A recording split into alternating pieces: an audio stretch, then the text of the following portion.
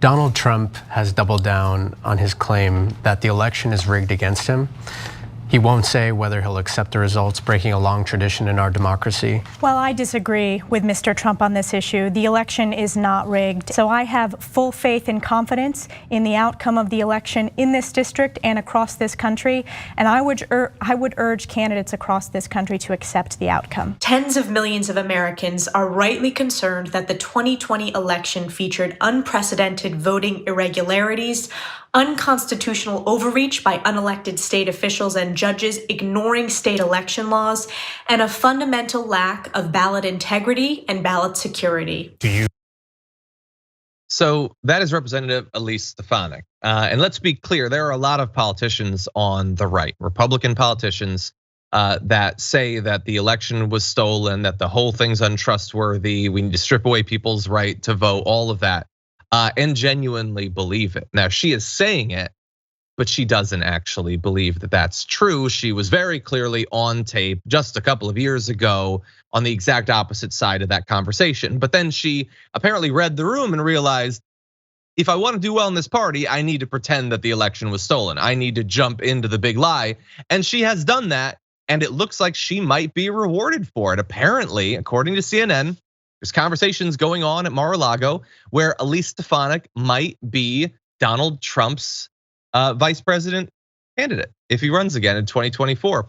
Current and former advisors and others in Trump's orbit have privately argued that the New York Republican who replaced Representative Liz Cheney as the #3 House Republican last year is a fierce and loyal attack dog.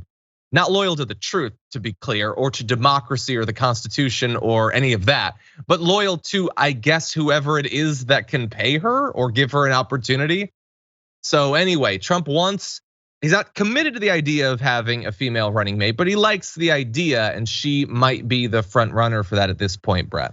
There's a couple things. One, the weird phenomenon in politics, which makes sense when you think about it for like 2 seconds, that the right is so generally sexist, right? And they know that, and they need to kind of head that off at the pass in very superficial ways that are easy for them to say, no, we're not. And that's why the right is the one that's gonna have, they had Sarah Palin. They're like, maybe this will work. Maybe no one will notice. So where's Dave Rubin? Get him in the bag. So there's that. The other thing is obviously with Elise Stefanik. Elise Stefanik is my definition of evil.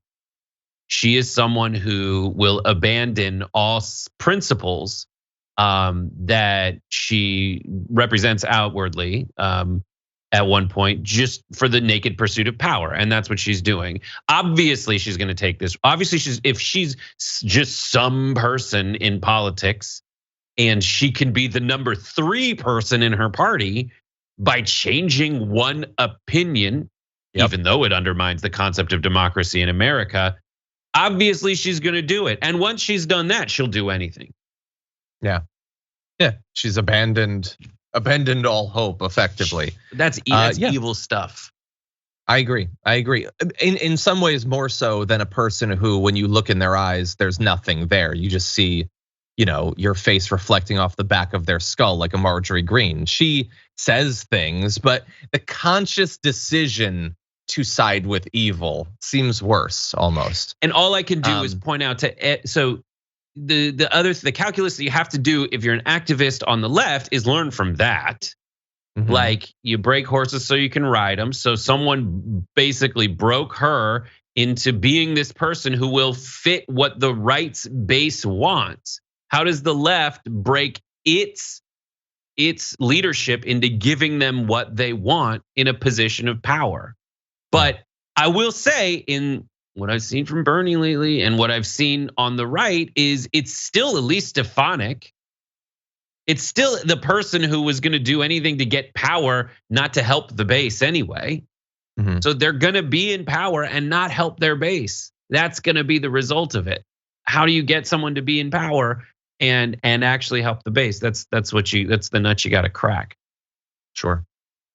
Anyway, there are other names floating around. We'll get to them at some point, I'm sure, between now and the election. I will say, on behalf of people like Marjorie Greene, Lauren Boebert, sort of messed up that he's turning against you. I mean, it seems like he's listening to the deep state. He's going with these Republican politicians who weren't committed to the big lie. Sort of messed up that he's turning against you at this point. For more political news, breakdowns, interviews, stories of activism, and me trying my hardest to care about the occasional big celebrity news story, subscribe to our YouTube channel at youtube.com/thedamagereport.